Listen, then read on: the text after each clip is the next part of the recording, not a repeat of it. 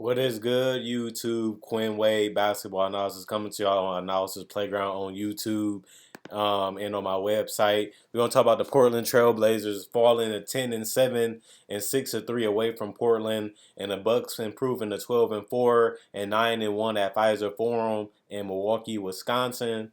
I am from Wisconsin and from Milwaukee. We're gonna talk about the Bucks first. This was an aggressive game by Giannis Antetokounmpo where he was really looking for his shot and being aggressive this entire game. He was 5 of 12 from the free throw line, which isn't amazing or great, but it shows you that even though he was missing his free throws, he still was fearless going to the basket and did it very, sporadically throughout the game. 6 of 24 from the field, and only one of them was threes. He also hit some jump shots, some mid rangers, some dirt fadeaways tonight. Looking for his shot tonight was one of the biggest reasons why they won. When Giannis is looking for his shot, it really collapses the defense, forces guys to be able to cut, get layups, get dunks, and get open threes. And he is a fulcrum of that. And he had 6 assists tonight and only one turnover, which was huge. He also had 2 steals, 7 rebounds.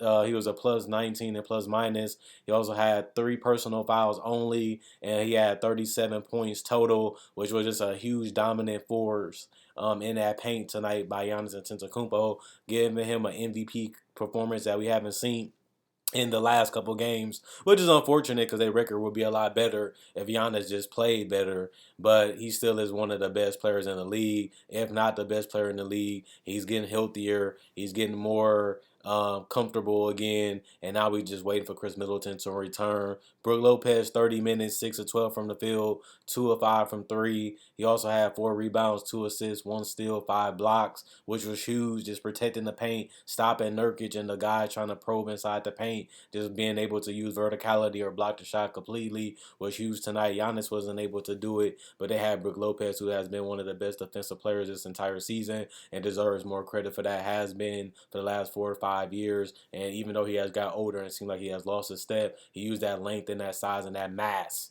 to his advantage and really has been impressive on the defensive end and on the boards tonight. He only had 4 rebounds, but he has been solid on the boards for some games throughout the season, a lot more than he has been in the past. 1 personal foul, -2 and plus minus 14 points total. Drew Holiday had another great game to me. 7 of 14 from the field, shot too many threes tonight. A lot of them was contested and tough and not open. He's taking a lot harder threes lately, which is not really needed or necessary. I think he should turn those down and get better shots within the offense, more spot ups, a set of step backs or pull ups.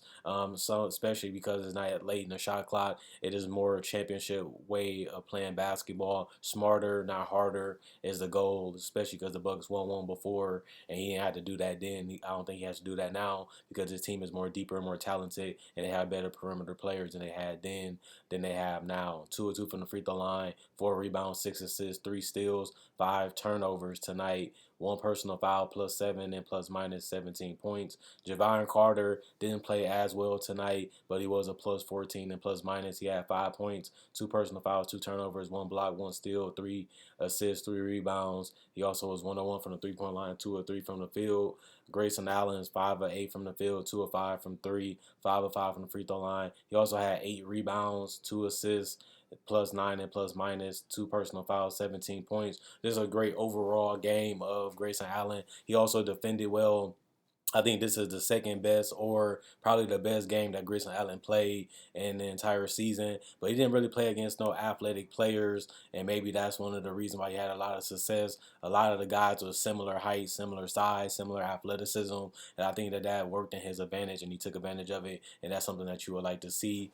Mikhailuk, one from free throw line, 1 rebound, 1 -6 and plus minus 2 points. Serge Ibaka, he had played tonight 4 minutes, 0 of 2 from the field, 1 of 2 from the free throw line, 2 personal fouls, 1 point. Bobby Portis had another great game off the bench, has become one of their best players in the NBA and for them in the entire bench. Whether he starts or come off the bench, he has been one of the most productive players in the entire NBA, especially for this Bucks team. 6 of 11 from the field, 1 of 3 from the 3-point line, 5 rebounds, 4 assists, 1 block, 1 turnover, 4 personal fouls, +5 and plus minus 13 points. Jordan Wara 2 of 4 from the field, 1 of 2 from three, 1 of 2 from the free throw line, 3 rebounds, 2 assists, 3 turnovers, 6 points. George Hill, 0 from 1 from 3 and from the field, but he did have 5 rebounds and 5 assists, 2 steals and 1 block, and 5 plus 5 and plus minus. Connaughton did have a return, 7 points for him, 2 of 5 from the field, 1 of 4 from 3, 2 of 2 from the free throw line, 2 rebounds, 1 assist, 2 steals, 1 personal foul, plus 3 and plus minus.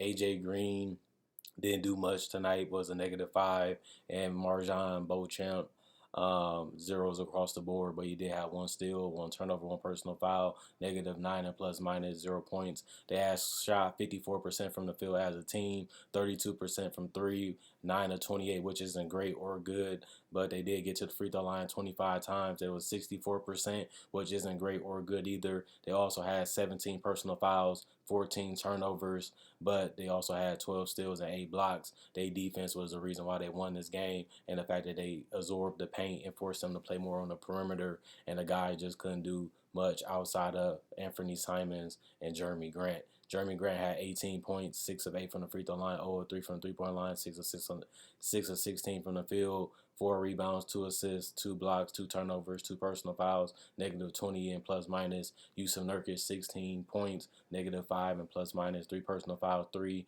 assists, but he did have a double-double with 10 rebounds, 1 of 4 from the field, 1 of 2 from the free throw line, 7 of 15 from the field. Josh Hart, 7 of 9 from the field, 2 of 2 from 3, 1 of 1 from the free throw line. He also had 3 offensive rebounds, same with Nurkic had 4, and 9 rebounds total, which was great for Josh Hart. 2 assists, 2 steals, 4 turnovers, 2 personal fouls, -7, -12, 17 points. Anthony Simons had one of his best games this season.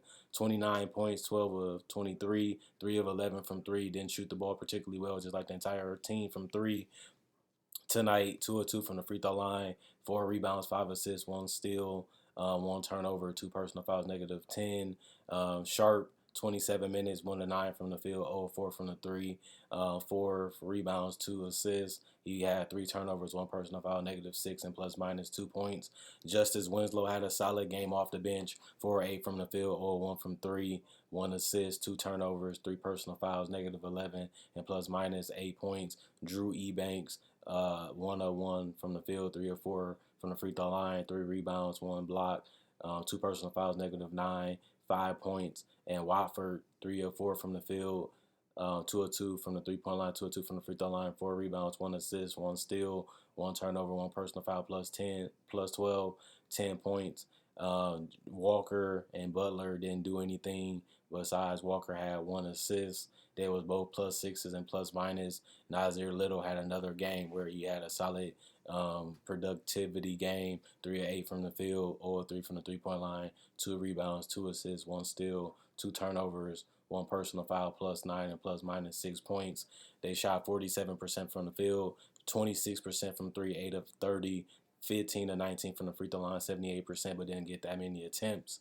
And they also had 40 rebounds, 19 assists, 5 steals, 3 blocks. They got beat in those categories. They also had 15 turnovers and 17 personal fouls. They scored 111 points, got outscored 33 to 29 in the second quarter and 30 to 18 in the third quarter. They outscored them 32 to 26 in the fourth quarter for Portland, but the Bucks had the lead. They was able to cling on to it. They was able to ride that to victory, and just an overall great game for the Bucks. Still waiting for Chris Middleton to come back. They also had Pat Connaughton return. He had a solid outing. Just trying to get the Bucks all on the same page and healthy is their main goal and what they should strive for the next couple weeks. Just trying to make sure everything goes slow, everything goes well, everything is played, at the same level offensively and defensively, and just work on more shooting. I think the Bucks really shot terrible from the free throw line and from the three-point line the last couple games. You can't have that consistently happen